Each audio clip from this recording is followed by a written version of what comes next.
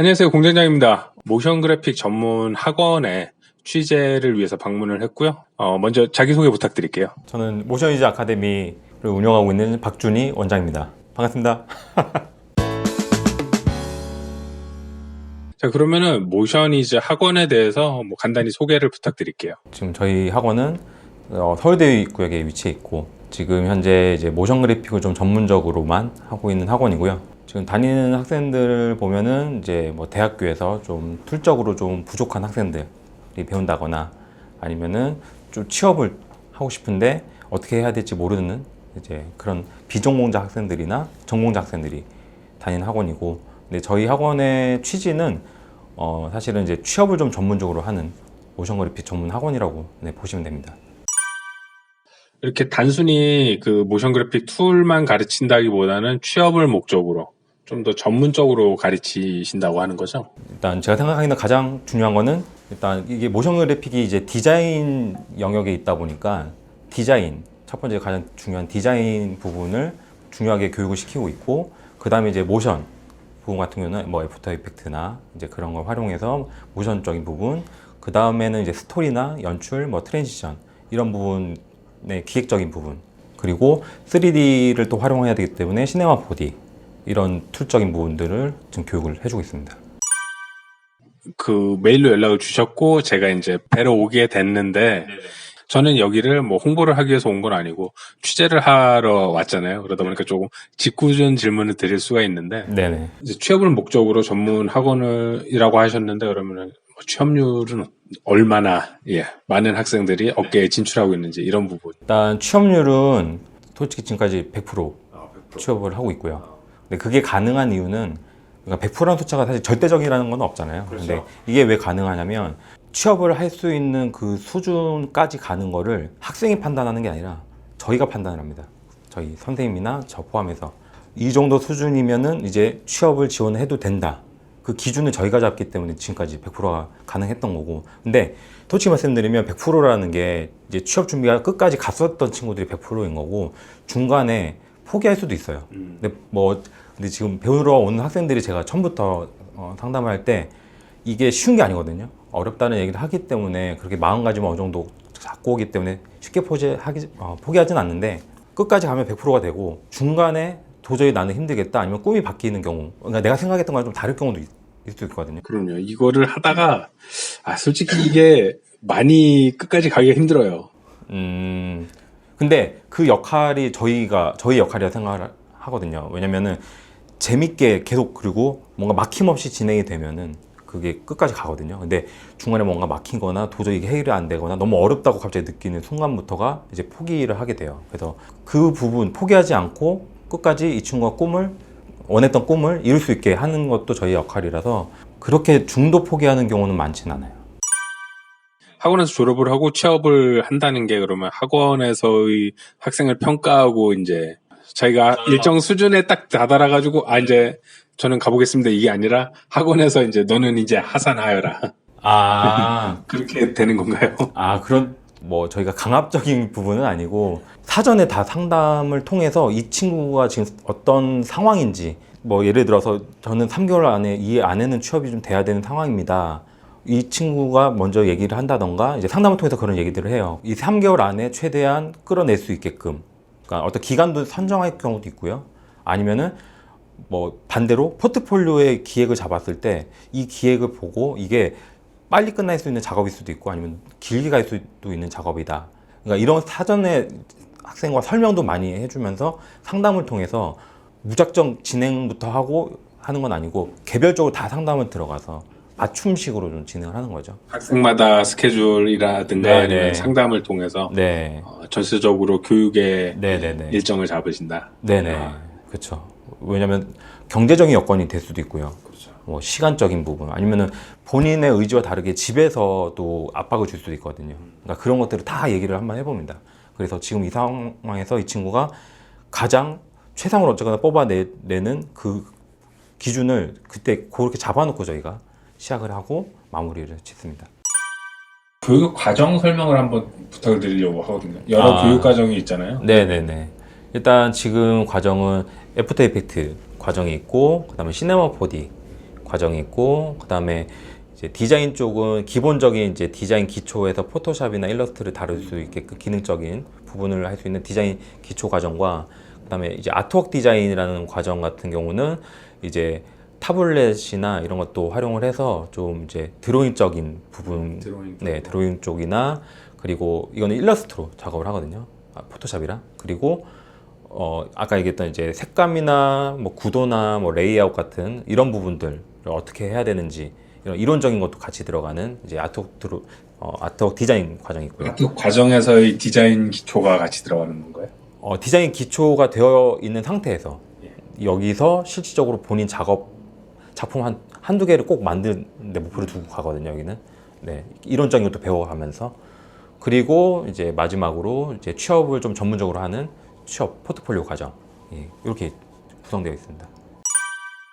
이제 학원에서 상담 후에 학생들에게 자신이 원하는 그런 디자이너랄까요? 그거를 선택을 해서 육성을 하는 거죠.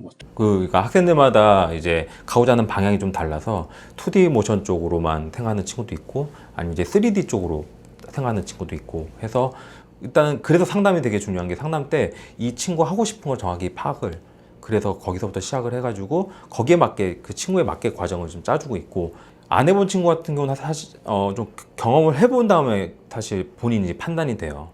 처음에는 막 멋있잖아요. 3D도 나오고 막 영상 보면 멋있으니까 나도 3D도 하고 싶고요, 이것도 하고 싶고 막 하는데, 막상 배웠더니 생각보다 3D가 너무 어려운 거예요. 그러면 갑자기 저 그냥 2D 모션 하겠습니다 이런 경우가 있거든요. 그래서 경험을 하고 나서 결정하는 친구들도 있고, 아니면 이제 상담을 하면서 어느 정도 결정해서 과정을 짜가지고 가는 경우도 있고.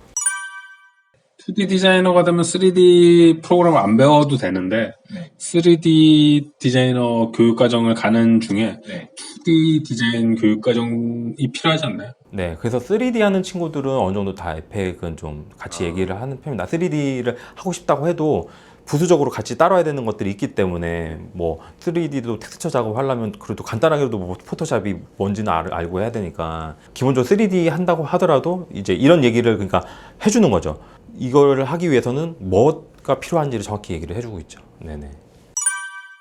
그 자격증에 대한 아까 네네. 저희 식사할 때 자격증에 대한 얘기 했잖아요. 예.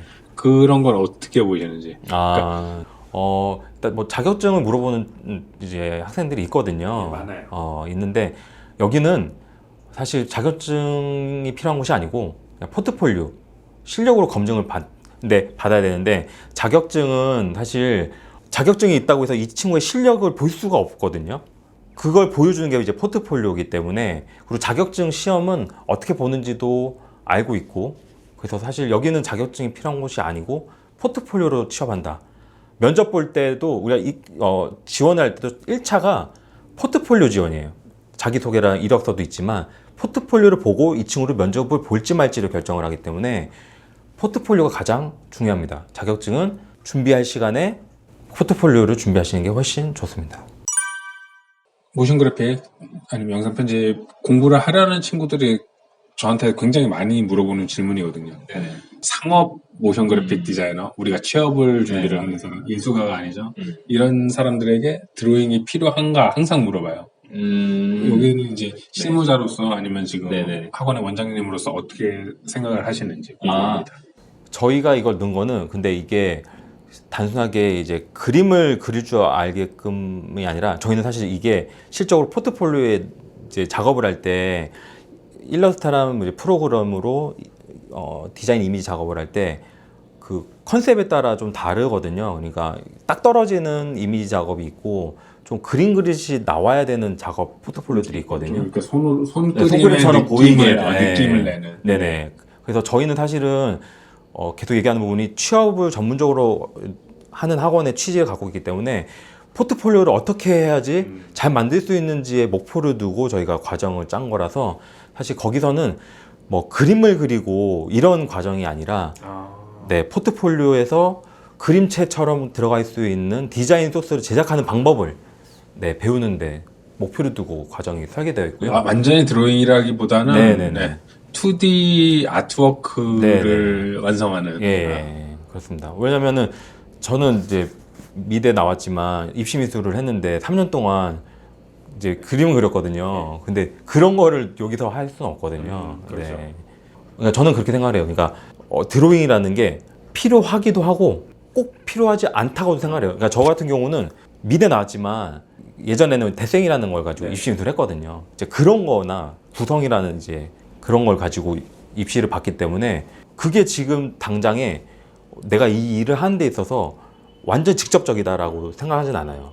물론 이제 명함에 대한 거 이런 것들에 대한 거는 미술적인 이해도가 높으면 좋죠. 좋죠. 근데 스케치를 잘해야 된다만은 아니고, 그리고 저희 학생들 같은 경우 기획안을 그릴 때 기획안 보면은 제가 그 얘기를 해요. 졸라맨 그려도 돼. 졸라맨처럼 해서 기획안이야. 그러니까 어떻게 제작을 할지에 대한 기획을 하는 거지 여기서 그림 잘 그린 게 아니기 때문에 학생들이 그 얘기도 많이 물어봐요. 상담대.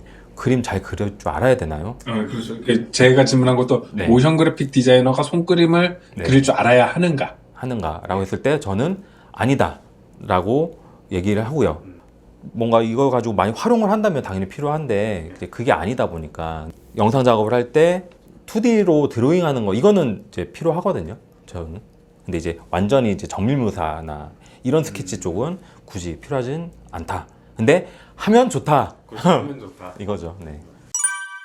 신입으로 이제 취업을 하잖아요. 학원을 나오고 그랬을 때의 제가 바라보는 업계에서의 모습은 30이 넘어서 신입으로 어디 회사를 들어가겠다 하면은 조금 어려운 점이 있다고 생각을 해요. 이제 우리나라에서의 그런 게 있잖아요. 나이에 대해서의 그런 부분이 좀 불편한 점이 있는데 이제 30살, 32살에서 신입을 갔을 때 선임자는 20대 후반일 수가 있거든요. 선임 그리고 팀장급이면 한 30 중반?